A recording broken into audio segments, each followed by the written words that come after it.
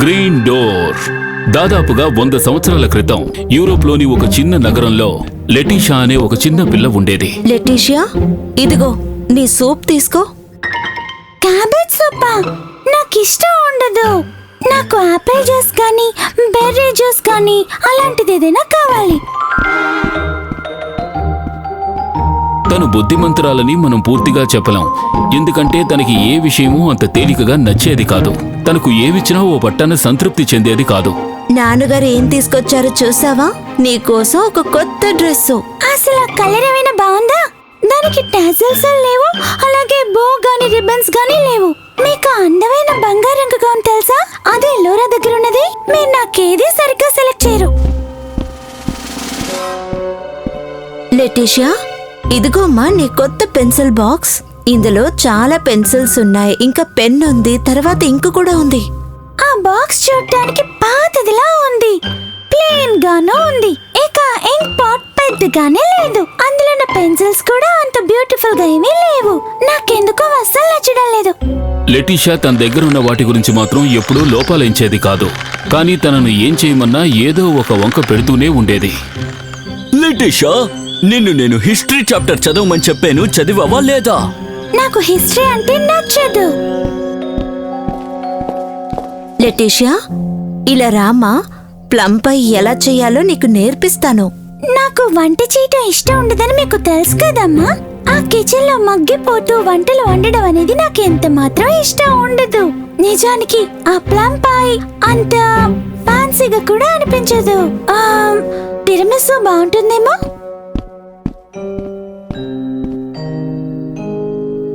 కానీ ఒక్క విషయం మాత్రం లెటిషా చేయడానికి ఎప్పుడూ ఇష్టపడుతూ ఉండేది. అదే ఆ గ్రీన్ డోర్ గురించి తెలుసుకోవాలనే విషయం గురించి. వాళ్ల తోటలోనే ఉత్తరం వైపు ఒక మూలన ఆ గ్రీన్ డోర్ ఉంది. ఒక మాటలో చెప్పాలంటే ఆ డోర్ చాలా చిన్నది. అందులోకి ఒక వ్యక్తి ప్రవేశించాలంటే ఎంతో వంగి వెళ్ళాలి. కానీ ఆ డోర్ కి ఎప్పుడూ తాళం వేసే ఉంటుంది. లెటిషా ఆ డోర్ ని ఓపెన్ చేసి అందులో ఏముందో చూడాలని ఆశపడుతోంది. అందువల్ల రోజూ అక్కడికి వెళ్లి చూస్తూ ఉంటుంది. తను వాళ్ల తల్లిదండ్రులను అడిగి ఎన్నోసార్లు ఆ డోర్ ఓపెన్ చేయాలని ప్రయత్నించింది, కానీ అది జరగలేదు. ఇలా చూడమ్మా లెటిషియా, ఇంతసేపు ఎక్కడికెళ్ళావు? అమ్మా, ఎందుకని ఆ గ్రీన్ డోర్ ఓపెన్ చేయటం లేదు? ఇలా చూడు లెటిషియా, దీని గురించి మనం చాలాసార్లు మాట్లాడుకున్నాం. ఆ తలుపు కట్టువైపు వెళ్లడం అంత మంచిది కాదు. నేను చెప్పేది విను. ఆ విషయం వదిలే, ముందు నీ బ్రేక్ఫాస్ట్ చేసి వచ్చి నాకు సాయం చేయి. ఆ రోజు ఎంతో విచిత్రంగా తను వాళ్ళమ్మకి సహాయం చేయడానికి వెళ్ళింది. అక్కడ ఆవిడ తన పాత కబోర్డ్ ని శుభ్రం చేస్తూ ఉన్నప్పుడు ఆవిడకొక పాత ఆల్బమ్ దొరికింది. దాన్ని ఆవిడ తెరిచి చూసింది. అమ్మా, తాతయ్య బామ్మతో పాటు ఉన్నది ఎవరో చెప్పండి.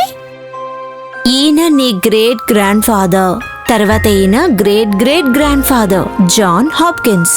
ఈవిడ ఈయన భార్య మరియా హాప్కిన్స్. ఈ అమ్మాయి వీళ్ల కూతురు పెగ్గీ హాప్కిన్స్, నీ గ్రేట్ గ్రాండ్ ఆంటీ. వాళ్ళమ్మ ఆల్బమ్ ని చూస్తూ ఉండగా ఆ కబోర్డ్ లో ఒక బాక్స్ ఉండడాన్ని తను గమనించింది. దాన్ని తెరిచి చూసింది. అందులో ఒక అద్భుతమైన కీ కనిపించింది. దానికి ఒక గ్రీన్ రిబ్బన్ చుట్టబడి ఉంది. అమ్మా, ఈ కీ దేనిదమ్మా? ఇదేంటంటే ఒక పాత కీ. దాన్ని లోపల పెట్టేయ్. సరే సరే, ఇప్పుడు బయటికెళ్ళి ఆడుకో. తను ఆ కీ గురించి ఆలోచించకుండా ఉండలేకపోయింది. ఆ కీతో ఈ గ్రీన్ డోర్ లాక్ ని తెరవచ్చని తనకనిపించింది. అలా ఆలోచిస్తూ ఆ కీని తీసుకొచ్చి ఈ డోర్ ని తెరవాలని అనుకుంది. తను ఊహించినట్టే అటువంటి అవకాశం తనకు సండే రోజు లభించింది. లెటిషియా, మేమిద్దరం ఇప్పుడు బయటికి వెళ్తున్నాం. నువ్వు ఇంట్లోనే ఉండి నీ హోంవర్క్ చేసుకో. నేను వచ్చిన వెంటనే చెక్ చేస్తాను. వాళ్ల పేరెంట్స్ అక్కడి నుంచి వెళ్లిన మరుక్షణమే కబోర్డ్ లో ఉన్న ఆ కీని తను తీసుకుంది. దాన్ని తీసుకుని తిన్నగా తోటలోకి వెళ్ళింది. తను ఎంతో జాగ్రత్తగా ఆ కీని ఆ లాక్ లో పెట్టి ఆ లాక్ ని తెరిచింది. వెంటనే ఆ డోర్స్ తెరుచుకున్నాయి. మరుక్షణమే తను లోపలికి వెళ్ళింది. కానీ ఏమిటిది విచిత్రం? ఇది నిజంగా రూమ్లా లేదే. ఇది ఒక అడవి కదా. ఎంతో భయంకరంగా దట్టమైన అడవిలా కనిపించింది. తనక్కడ ఒకసారి వెనక్కి తిరిగి చూసింది, కానీ అక్కడ ఉండవలసిన డోర్ మాత్రం తనకి కనిపించలేదు. నేనెక్కడున్నాను? అసలు ఎక్కడికి వచ్చాను?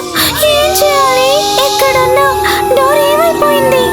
తోడేళ్లు ఊళలు పెడుతున్న శబ్దాన్ని, సింహాలు గర్జిస్తున్న శబ్దాన్ని తను వినగానే ఎంతగానో భయపడిపోయింది. ప్రాణాలు కాపాడుకోవడం కోసం వేగంగా పరిగెత్తింది. ఎటు వెళ్లాలో తెలియక అయోమయంగా పరిగెడుతోంది. అప్పుడు ఉన్నట్టుండి అడవిలో ఒక మనిషి తనని ఎత్తుకుని గుర్రం మీద కూర్చోబెట్టుకున్నాడు. తనని జాగ్రత్తగా అక్కడి నుంచి తీసుకువెళ్లాడు.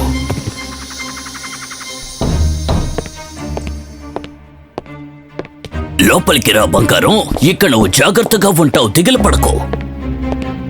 ఓ బంగారు తల్లి, నీకు బాగా చలేస్తోందా? రా, ఈ నిప్పు దగ్గరకొచ్చి కూర్చో. తిను అడవిలో ఉండడం నేను చూశాను. నేను వెళ్ళకపోయి ఉంటే నక్కలు వేటాడేవి. అక్కడ గుడ్లగూబు కూడా ఉన్నాయి. ఓ అలాగా? అయితే నువ్వు నిజంగానే భయపడిపోయావు కదా బంగారం. తనని నీ రూమ్కి తీసుకువెళ్ళి బట్టలివు నాన్నా.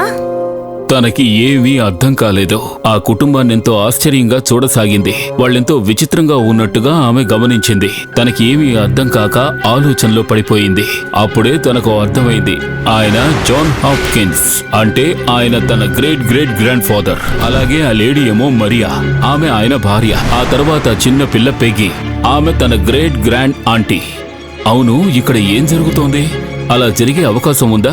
తన గ్రీన్ డోర్ తెరుచుకుని వెళ్లినందువల్ల గతకాలంలోకి తను వెళ్లిపోయి ఉంటుందా? ఇప్పుడు నేనేం చేయాలి? ఇదంతా కళ లేక నిజమా? అలా తను దీర్ఘంగా ఆలోచిస్తూ ఉండగా ఆమె గ్రేట్ ఆంటీ తన పక్కకు వచ్చి చిన్నగా నవ్వుతూ ఆమెకు ఒక ప్లెయిన్ డ్రెస్ ని అందించింది. నాకు ఈ డ్రెస్ ఇష్టం లేదు. ఇది చాలా బోరింగ్ గా ఉంది. ఎంత పెద్దగా ఉంది. అవును, బోరింగ్ అంటే దానికి అర్థం ఏంటి? నాకైతే ఈ డ్రెస్ నీకు అందంగా ఉందనిపిస్తోంది. నాతో ఉండాలనుకుంటే నువ్వు ఈ డ్రెస్ వేసుకోవాలి. ఆ తర్వాత ఈ షూ వేసుకోవాలి. ఈవా, వీటిని చెక్కతో చేశారు. మీ దగ్గర లెదర్ తోనో, రబ్బర్ తోనో, సాటిన్ తోనో చేసినవి లేవా? ఏంటి?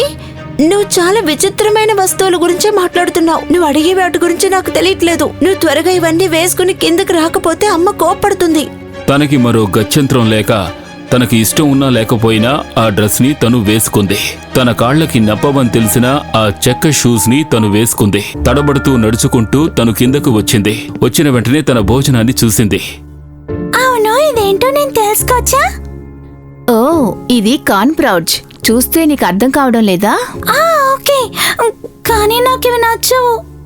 ఇలా చూడు, తినడానికి ఇది మాత్రమే ఇక్కడ ఉంటుంది. తినాలనుకున్నా వద్దనుకున్నా అది నీ ఇష్టం. తిన్న తర్వాత అందరం వెళ్ళి స్పిన్నింగ్ చేయాలి. అర్థమవుతుందా?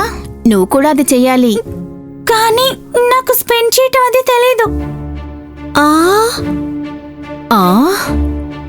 అసలు నీకు స్పిన్ ఎలా చేయాలో తెలీదా? నువ్వు ఇప్పటి వరకు ఏమీ నేర్చుకోలేదా? పెగ్గి, ఎలా చేయాలో తనకి నేర్పించు. అలాగే చేస్తానమ్మా. తనకి ఒక డ్రెస్ ని ఎలా నేస్తారో అన్న విషయాన్ని బాగా నేర్పించారు. అంతేకాదు తను కట్టెల పొయ్యి మీద ఎలా వంట చేయాలో కూడా నేర్చుకుంది. ఆ అవెన్లో మంటలు అగ్నిపర్వతంలా రగులుతాయి. చాలా వేడిగా ఉంటుంది. దాంతో ఆమె విపరీతంగా దగ్గడం మొదలుపెట్టింది. అంతేకాదు ఎవరి పాత్రలు వాళ్లే కడుక్కుని ఎవరి బట్టలు వాళ్లే ఉతుకుని ఇంటిని శుభ్రం చెయ్యాలి. అప్పుడే తను వాళ్ళ ఇంటి గురించి ఆలోచించసాగింది. ఈ క్యాబేజీ సూప్ ని తను వాళ్ళ ఇంట్లో తాగనని మొండికేసింది. అంతేకాదు ఇలాంటి డ్రెస్ ని తను వాళ్ళ ఇంట్లో వేసుకోనని చెప్పింది. అలా ఉండగా ఒకరోజు తను ఆ ఇంటిని శుభ్రం చేస్తూ ఉండగా తను ఒక అద్భుతమైన బాక్స్ ని చూసింది. అంటే వాళ్ళింట్లో తను చూసిన అలాంటి బాక్స్ నే. దాన్ని ఓపెన్ చేసి చూసింది. అప్పుడు అందులో వాళ్ళింట్లో తను చూసినట్టుగానే ఒక గ్రీన్ రిబ్బన్ చుట్టబడిన కీ కనిపించింది. అవును, ఇదేంటి? ఏదో గ్రీన్ డోర్ కి సంబంధించిందా? ఉండొచ్చు. మా ఇంటికి నార్త్ సైడ్ గోడ మీద ఒక తలుపు ఉంది. అది తెరవకూడదని మా అమ్మ నాన్న నాతో చెప్పారు. అందుకే నేను అటువైపు వెళ్ళను. పిల్లలు, త్వరగా తినడానికి రండి. వస్తున్నావమ్మా? ఇలా చూడండి, నేను మీ నాన్నగారు కలిసి పెళ్లికి వెళ్తున్నాం.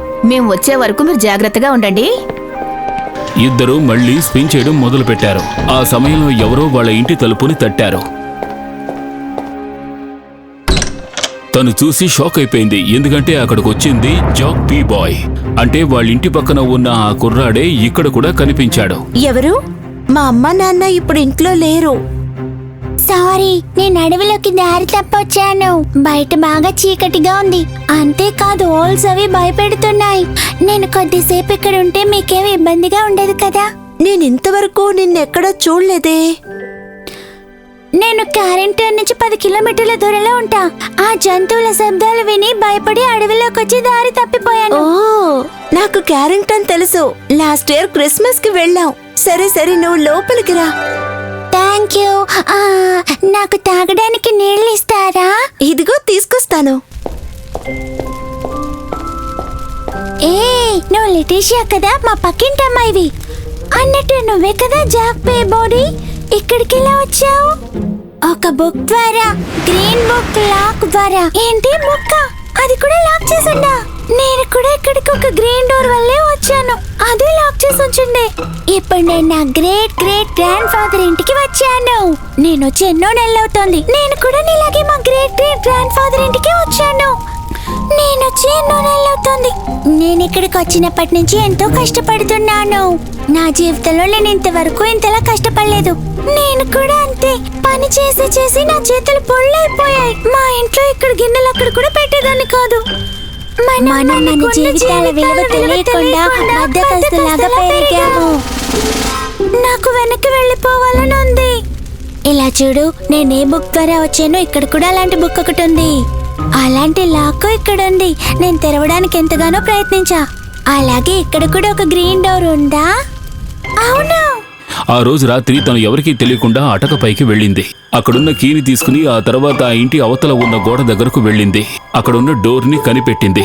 చెయ్యి వణుకుతూ ఉండగా తను ఆ లాక్ ని తెరిచింది. లోపలికి వెళ్ళగానే తను వెళ్ళవలసిన చోటుకి వెళ్ళిపోయింది. తిన్నగా వాళ్ళ తోటలోకి పరిగెత్తింది. అమ్మా, నాన్న, నేను తిరిగి వచ్చేసాను. ఎక్కడి నుంచి తిరిగొచ్చావు? తను వెళ్ళిన చోటు గురించి, తను చేసిన సాహసాల గురించి అన్నిటినీ తన తల్లిదండ్రులకు చెప్పింది. నాకు పని చేయడం కాస్త కష్టంగానే అనిపించింది. తర్వాత అలవాటైపోయింది. అక్కడ ఎంతో కష్టపడి పని చేశాను. ఇకపై ఎవరి లోపాలని నేను బయట పెట్టాను.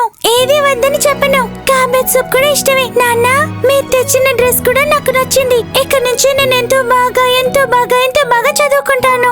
అంతేకాదు, చక్కగా అన్నిటినీ రాస్తాను. మిమ్మల్ని ఇంతవరకు ఇబ్బంది పెట్టినందుకు నాకు బాధగా ఉంది. తర్వాత మీరు వద్దన్న పని చేసి మిమ్మల్ని ఇబ్బంది పెట్టినందుకు క్షమించండి. అనవసరంగా డోర్ ఓపెన్ చేశాను. ఇలా చూడమ్మా, ఖచ్చితంగా నువ్వు మారుతావని నాకు తెలుసు. మనకి దొరికిన దాన్ని మనం పట్టించుకోకపోతే జీవితంలో మనకి కష్టాలు తప్పవు. కానీ ఒక్క నిమిషం ఉండు. నేనక్కడ ఎన్నో నెలలున్నాను. కానీ నువ్వు ఉదయం వెళ్ళి మధ్యాహ్నానికి వచ్చేసావు. ఎలా? ఇలా చూడు, ఫ్యూచర్ కన్నా పాస్ట్ టెన్స్ లో టైము చాలా వేగంగా వెళుతుంది.